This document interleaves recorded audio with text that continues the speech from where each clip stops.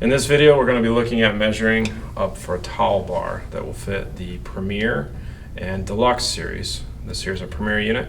The towel bar also fits the Crystal unit, which is a semi-frameless slider, much like the one over my shoulder. We also can retrofit the Encore door, which is one we discontinued a few years back, pictured here.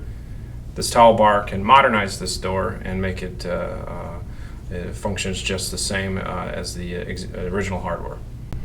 The Premier, Deluxe, and Encore door, all the measurements are the same. You'll just measure from outside edge to outside edge of the panel. That number, you'll deduct 1 3/4 of an inch, and that's the length of your towel bar.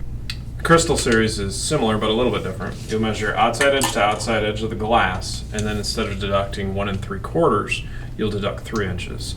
That deduction will get you your towel bar length with the slightly different towel bar brackets that the Crystal series has. Any further questions on measuring for your new towel bar, please email info@splendorShowerDoor.com. Thanks for watching.